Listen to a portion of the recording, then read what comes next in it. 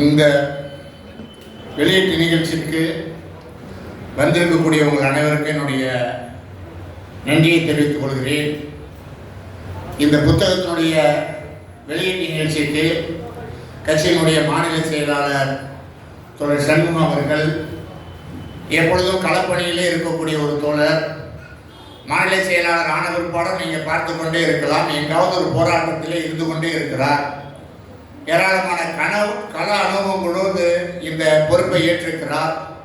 அவர் இந்த புத்தக வெளியீட்டு நிகழ்ச்சிக்கு வந்ததற்காகவும், அதே போன்று இந்த புத்தகம் குறித்து இங்கே விரிவாக பேசியிருக்கக்கூடிய மூத்த தோழர் VMS அவர்களுக்கும், தோழர் புலவர் வீரமணி, ஒருத்தரை பற்றி நிறைய பேசலாம், புலவர் வீரமணி அவர்களுக்கும், சமரசமற்ற பத்திரிகையாளர், எல்லா இடத்துலையுமே நீங்கள் பத்திரிகை துறையில் இருந்தாலும் சரி, எங்கே இருந்தாலும் சரி, சமரசமற்ற முறையில் ஒரு பத்திரிகை துறையில் இருந்து இன்றைக்கும் ஒரு ஃபைட்டராக இருக்கக்கூடிய தோழர் விஜயசங்கர் அவர்களுக்கும், இலக்கியத்தில் தொடர்ந்து பங்காற்றிக் கொண்டிருக்கூடிய சைதை ஜே அவர்களுக்கும், இந்த நிகழ்விற்கு தலைமையேற்றக்கூடிய மாவட்ட செயலாளர் தோழர் வேல்முருகன் அவர்களுக்கும், தோழர் இங்கே ஒருங்கிணைந்து கொண்டிருக்கக்கூடிய அசோகன் அவர்களுக்கும், இந்த நூலை பெற்றுக்கொண்ட தோழர் சிங்காரவேலர் டிவைஎஃப்னுடைய மாநில செயலாளர், உண்மையிலே தமிழ்நாடு முழுவதும்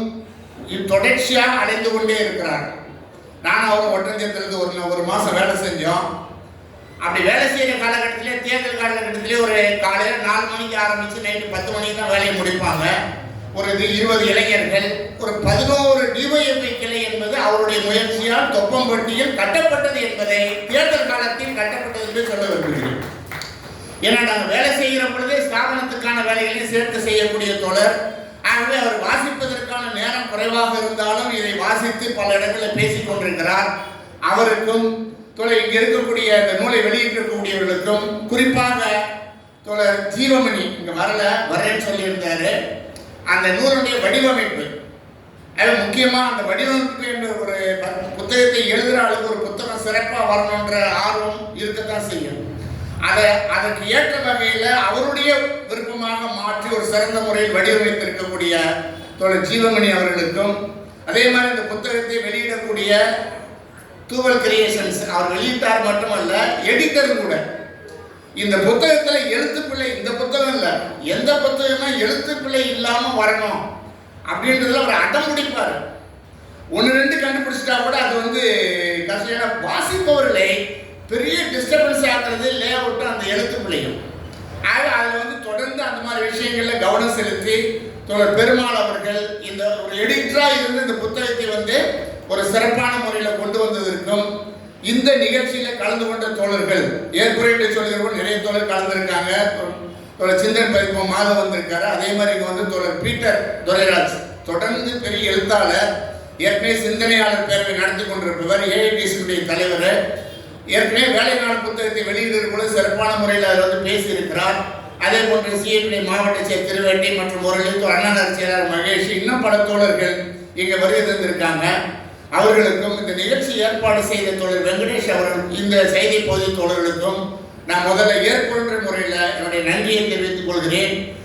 நான் இந்த புத்தகத்தை எழுதுவதற்கு தோழர் சொன்னாங்க, நிறைய சொல்லியிருக்காங்க. அந்த அளவுக்கு எனக்கு தகுதி இல்லைன்னு நினைக்கிறேன். அவங்க சொன்ன அளவுக்கு எனக்கு வாய்ப்பு கிடைத்த அளவுக்கு நான் இதை எழுதியிருக்கிறேன்.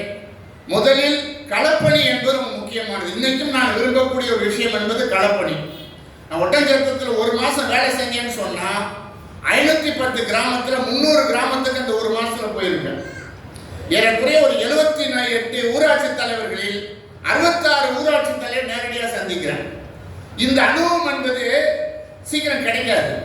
நம்ம போய் ஒரு இடத்துல உட்கார்ந்து கமிட்டியோ மற்ற விஷயத்தை வழிநடத்துவதெல்லாம் பிரச்சனை. மாவோ சொல்வார், மக்களிடம் செல்லுங்கள், மக்களிடம் கற்றுக்கொள்ளுங்கள். அங்கே போகிற பொழுதுதான் அதை கற்றுக்கொள்ள முடியும். அதை தவிர நீங்க யாராவது சொல்ல கேட்டெல்லாம் நம்ம முடிவு பண்ண முடியாது. மாவோ அந்த ஏனான் விவசாயிகிட்ட போய் ரிப்போர்ட்லாம் படிப்பாரு, எதுவுமே பொருந்தாது. அவ்வளவு பெரிய தலைவர் 35 நாள் ஃபீல்டில் இருப்பார். 35 நாள் அந்த ஏனான் விவசாய ரிப்போர்ட் என்பது ரொம்ப புகழ்பெற்றது. சீனாவுடைய விவசாய இயக்கத்துக்கே மிகப்பெரிய புகழ்பெற்றவர். களம் என்பது முக்கியமானது, மக்களிடம் செல்வது முக்கியமானது, மக்களிடம் கற்றுக்கொள்வது முக்கியமானது. நாம் தொடங்க வேண்டும். அது உயிரோட்டமாக இருக்கும், எழுத்திலும் உயிரோட்டம் இருக்க வேண்டும், பேச்சிலும் உயிரோட்டம் இருக்க வேண்டும். அது அந்த அனுபவத்திலிருந்து கிடைக்கக்கூடிய ஒரு விஷயமாக மாறும். ஆகவே அப்படி மாற்றுவதற்கு இங்க இருக்கக்கூடிய தோழர்கள், இந்த நேரத்தில் சின்னியா இல்லை, செல்லாராம் இல்லை. சின்னியாவும் செல்லாராமும் முக்கியமான ரோல் பிளே. செல்லாராம் அநேகமா புலவர் வீரமணி ஐயா அவர்களுக்கு தெரியும்.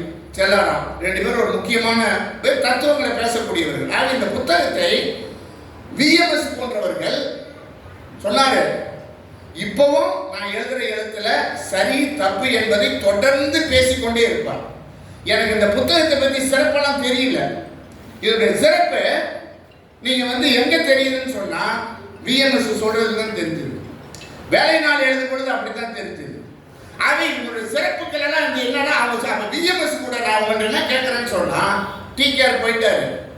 டிகேஆர் கூட விஎம்எஸ் கூட புலவர் வீரமணி கூட நம்ம விஜயசங்கர் கூட சில மணி நேரம் பேசிட்டு இருந்தோம்னு சொன்னா ஏராளமான விஷயங்களை சொல்லுவாங்க. இப்ப விஎம்எஸ் கிளாஸ் எடுக்க சொன்னா எடுக்க மாட்டாரு, சுருக்கமாக முடிச்சிருவாரு. நம்ம பெருசா பிளான் பண்ணுவோம், 1 மணி நேரம் பேசுவாரு, பல விஷயம் கிடைக்கல, 10 நிமிஷத்துல முடிச்சிருவாரு.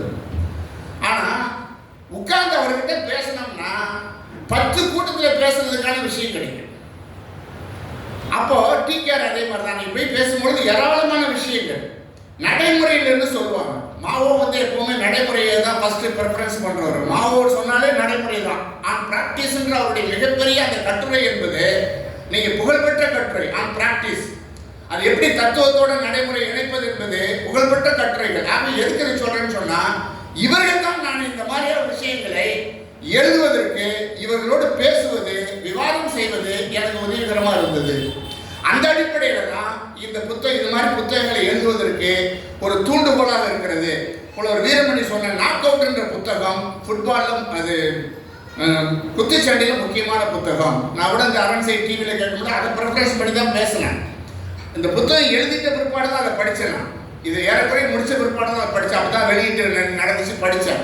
அது ரொம்ப முக்கியமாக அதுதான். அதனால தான் நான் புலவர் வீரமணி அவர்களை இந்த புத்தகத்துக்கான அணிந்துரை நீங்க தான் எழுதணும்னு சொல்லி கேட்டேன். அப்படி ஒரு அற்புதமான அந்த துறை சார்ந்தவர் அவர். இது மட்டுமல்ல, அவர் நீங்க புலவர்னு சொல்ற விட தத்துவியலாளர்னு சொல்லலாம்.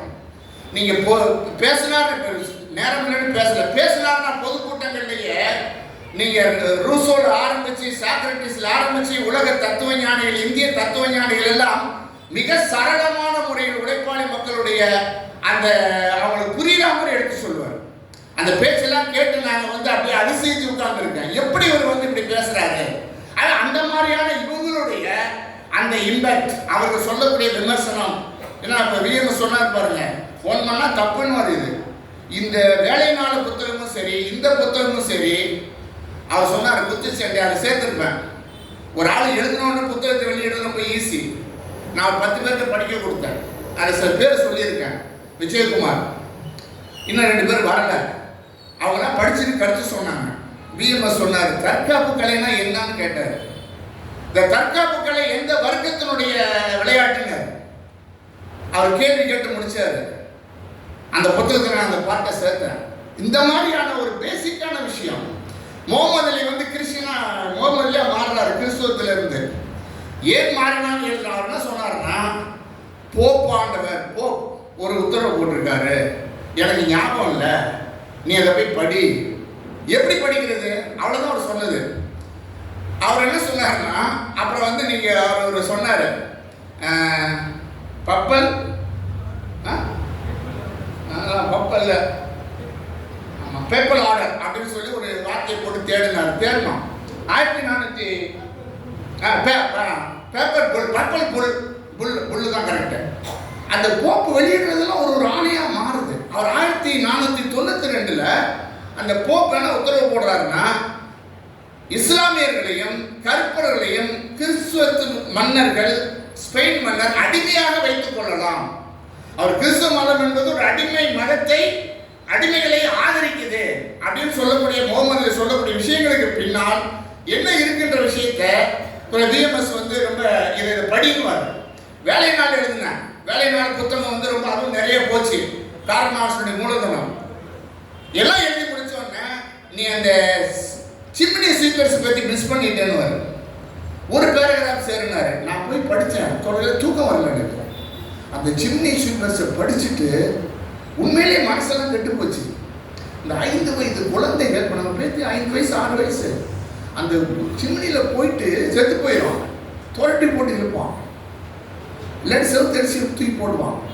நூற்றுக்கணக்கான குழந்தை, ஆயிரக்கணக்கான குழந்தைகள். நான் எழுதின பிற்பாடு ஒருத்தர் எனக்கு ஃபோன் பண்ணாரு, இந்த புத்தகத்தை படித்து விட்டு நான் லண்டனுக்கு போனேன், நான் தேடி போய் அந்த சிம்னியை பார்த்துட்டு வந்தேன். அப்போ விஎம்எஸ் என்ன பண்ணாருன்னா, அந்த கவிதை, அதுக்கான கவிதையை சொல்லி 90 வயசு அவருக்கு. இந்த 90 வயசுல அந்த மாதிரி விஷயங்களை தலையிட்டு ஒரு புத்தகத்தை செதுக்கிறதுல நல்லா பண்ணா கரெக்டு, தப்பா பண்ணா தப்பு. அதான் முக்கியமான விஷயம். அது சொல்லலைன்னா நல்லாவே பண்ணா நீங்க வெறும் பாராட்டிட்டே இருந்தீங்க. ஒரு சினிமாவில் வரும் பாருங்க, யார் அடுத்த ஷோ பண்ணான்னு ஒரு சினிமா நடிகை பாடிக்கிட்டே இருக்கும். அந்த மாதிரி அப்போ புகழ்ந்துக்கிட்டே இருப்போம். அப்புறம் ஒரே ஃபேஸ்புக்கில் போடுவாங்க, அதில் போடுவாங்க, பாராட்டே போயிட்டு இருக்கு, வளர்ந்தாது. அது விமர்சனம் என்பது எந்த ஒரு எழுத்துக்கும் அடிப்படை. இப்போ இதில் கூட 1-2 விஷயத்தை உமாவதி சொன்னார். இதில் இந்த வார்த்தைகளை மாற்றலாம்னு சொல்லியிருக்காரு. முக்கியமான விஷயம் தான் சொன்னார். அவர் படிச்சுட்டு நேரத்தை படிச்சுட்டு அவர் என்ன சொன்னார்னா, என் வருமானத்தை விட்டு புத்தகத்தை படிச்சுட்டேன்ட்டு 2 பேஷண்ட்டை விட்டேன், ஒரு 6,000-7,000 ரூபா நான் வந்து நஷ்டப்பட்டு இந்த புத்தகத்தை படித்தேன். 1, 2வது 5 வருஷத்துல நான் படித்த 2 தமிழ் புக்கு 2 உங்களுக்கு தான். ஒன்று இது, இன்னொன்று வேலைனால. அப்போ சில அது வரும், அதெல்லாம் வருகிற பொழுதுதான் ஒரு புத்தகம் பண்ண ஒரு டீம்னால தான் அது எஃபெக்டிவாக மாறும். அதுக்கு நம்மளை நாம் உட்படுத்திக் கொள்ளலன்னு சொன்னா கண்டிப்பாக எதுவுமே ஒரு தனிநபரால் மட்டும் எதுவும் சாதிக்க முடியாது. ஆக இந்த புத்தகம் இந்த அளவுக்கு வருவதற்கு ஒரு முக்கியமான காரணமாக இங்க இருக்கக்கூடிய மேடையில் இருக்கக்கூடிய தலைவர்களும் இங்க வந்தக்கூடிய தோழர்களும் அதில் உங்களுடைய பங்களிப்பு இருக்கிறது. ஏராளமான விஷயம். ஒரு புத்தகத்தை எழுதுகிற பொழுது 10 பேர் பல வரலாறுகள் நான் படிச்சுட்டேன். நீங்க இப்ப பாத்தீங்கன்னா பல விஷயங்கள் அதுக்குள்ள இருக்கு, தனித்தனியாக எழுதலாம். அப்படிப்பட்ட ஒரே விஷயத்தை மட்டும் அப்படியே எடுத்து வாங்கி எடுக்கிற மாதிரி எடுக்க முடியாது. நீங்க இந்த பேட்டர்ஸ் கூட நடக்கிற சண்டையெல்லாம் இருக்க அந்த படம், அட்டை படம், அந்த பேட்டர்ஸ் கூட நடக்கிற சண்டையில கேட்பான், என் பேர் என்ன சொல்லிடுவான், வெறித்தனமா அடிப்பான். நீங்க வீடியோ போட்டு பாருங்க, வெறித்தனமா அடிப்பான்.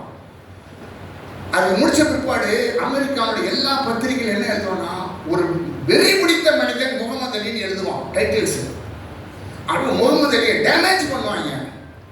முகமது அலி சொல்லுவான், இல்ல பேட்டர்சன் வலுவான ஆளு, நான் 4 ரவுண்டிலே முடிச்சிருக்கலாம் பேட்டர்சன். அவர் 14 ரவுண்டு இழுக்க வச்சு அவன் கிளேன்னு கூப்பிட்டான் பாருங்க, கேசியஸ் கிளேன்னு கூப்பிட்டான் பாருங்க.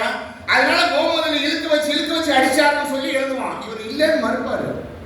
இப்போ ஒரு வீரமணி சொன்னாரு, அவரை பத்தி எதிரிகள் என்ன, அவர் தான் சொன்னார், எதிரிகள் என்ன சொல்றாங்கன்னா, இஸ் நாட் அவர் வந்து ஃபைட்டர், பாக்ஸர் மட்டுமல்ல, சிறந்த மனிதன் முகமது அலி அப்படின்னு தான் அவரோட போட்டிட்டு எல்லாரும் சொல்லியிருக்கோம், பேட்டர்சன் சொல்லியிருக்கோம். அப்போ இப்படி ஏராளமான விஷயம் நீங்க பார்த்தீங்கன்னா அமெரிக்க பத்திரிகைகள் அந்த ஒரே விஷயம் என்னன்னா, ஒரு அமெரிக்காவை எதிர்த்த மிகப்பெரிய நபர்ல ஒரு ஆளு. அதிகமாக அமெரிக்க பத்திரிகைகளால் மேற்கத்தை பற்றி அவமானப்படுத்தப்பட்டார் முகமது அலி. அதிகமான நெருக்கடியை சந்தித்த ஆளு முகமது அலி. அதிகமான மக்களால் அதே காலத்தில் விரும்பப்பட்ட நபர் முகமது அலி. ஆகவே அந்த மாதிரியான ஒரு வடிவத்தில் ஒரு வியட்நாம் போரை பத்தி எல்லாம் நீங்க சைதஜே சொன்ன மாதிரி சில விஷயங்கள், விஜயேஷன் சொன்ன சில விஷயங்கள் என்பது கிடைச்சதை சொல்லியிருக்கோம். ஆகவே வியட்நாம் போரெல்லாம் மிகப்பெரிய அரசியல். நீங்க அந்த இடத்துல என்ன நினைக்கிறாருன்னா, மார்ட்டின் லூதர் கிங் பற்றி சொன்னாரு, மனித உரிமை போராளி.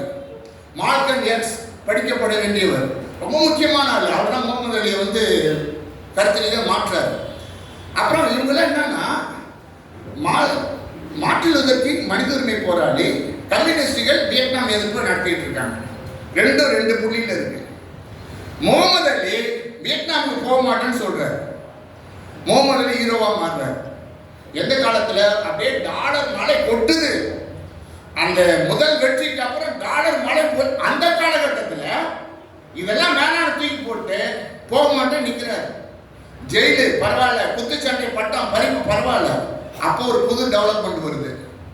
Martin Luther King, human rights போராடக்கூடிய மார்ட்டின் லூதர் கிங், வெள்ளையர்களாக இருக்கக்கூடியவர்கள், வியட்நாமியர் போருக்கு எதிராக போராடக்கூடியவர்கள் 2 பேரும் முகமதுடைய வருகையொட்டி ஒரு புள்ளியில் அடைகிறாங்க. ரெண்டும் என்ன ஆகுதுன்னு சொன்னா, ஒரு பக்கம் கருப்பின மக்களுக்கு ஆதரவாக, இன்னொரு பக்கம் போருக்கு எதிராக ரெண்டு பேரும் களத்தில் ஒரு புதிய வடிவம் என்பது எடுக்குது. ஆகவே இதெல்லாம் நீங்க அந்த அரசியல் போக்குல டெவலப்பான விஷயம். அவர் முகமது அலி என்ற நபரை படிக்கிற பொழுது, நான் 16ல தான் அவர் செத்த பிற்பாடு ஜேக்கப் என்ற பத்திரிகையில் படித்தேன். ஹிடன் ஹிஸ்டரியா போட்டு சின்ன பிரச்சனை எழுதினேன். ஆனால் அது மூலையில் அடிச்சுக்கிட்டே, திடீர்னு ஒரு நாள் உட்காந்துலாம் புத்தகம் எழுத முடியாது, அது மூலையில் அடிச்சுக்கிட்டே இருந்ததுன்னு வைங்க. ஆகவே தொடர்ச்சி அது எழுதணும்னு சொல்லி முடிவு பண்ணி அது எழுதப்பட்டது. இப்படி ஏதாவது ஒரு கண்டினியூட்டி என்பது இருக்க வேண்டும்.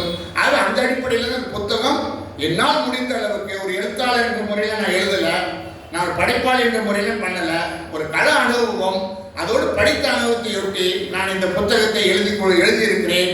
இது உங்களால் மேலும் இது பலப்படுத்துவதற்கும் இதை செழுமைப்படுத்துவதற்கும் நீங்கள் படிப்பதும் படித்தது நன்றாக இருக்கிறது என்று சொல்லுவதை விட இதில் இன்னும் என்ன சேர்க்கலாம், என்ன டெவலப் பண்ண வேண்டும் என்ற விஷயத்தையும் சேர்த்து சொல்லுகிற பொழுது இந்த படைப்பு என்பது மேலும் செழுமை பெறும்.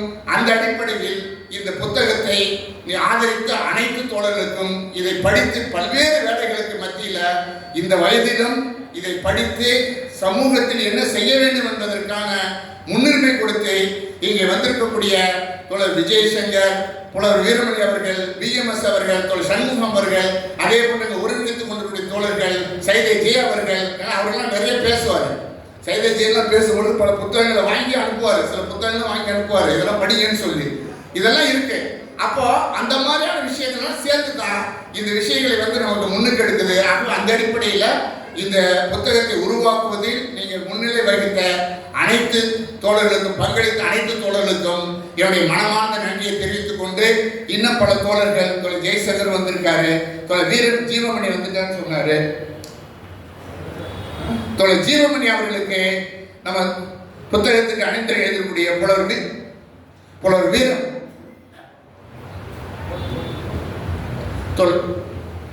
புலவர் வீரமணி அவர்கள் இந்த கதராடை அணிந்து கௌரவிக்குமாறு கேட்டுக்கொள்கிறேன். அணிந்துரை எழுதியிருக்கிறார்.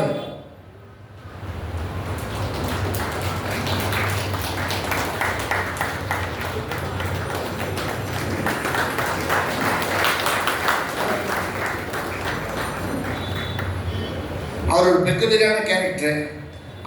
அவருக்கு பிடிச்சிருந்தா தான் புத்தகத்தை லேஅவுட் பண்ணுவார். அது ஒரு முக்கியமான விஷயம்.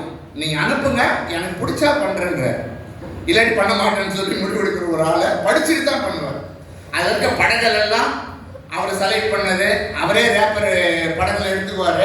அந்த அளவுக்கு அதுக்குள்ளே ஒன்றி போயிருக்கக்கூடிய தோழர் ஜீவமணி அவர்கள், அவர் கம்யூனிஸ்ட் குடும்பத்தை சேர்ந்தவர். அவங்க அப்பா பெரிய கடலூரில் இருந்த பாலன்னு சொல்லி ஒரு பெரிய கட்சியினுடைய மூத்த தலைவராக இருந்தவர், தியாகி, பல போராட்டங்களை சந்தித்தவர். அந்த அடிப்படையில் உங்கள் எல்லாருக்கும் மீண்டும் ஒரு முறை இந்த புத்தகத்தினுடைய வெற்றிக்கு எழுதுவதற்கும் வெற்றிக்கும் ஆதரவு தந்தவங்க அனைவருக்கும் என்னுடைய மனமார்ந்த நன்றியை தெரிவித்துக் கொண்டு வாய்ப்புக்கு நன்றி கூறி முடித்துக் கொள்கிறேன்.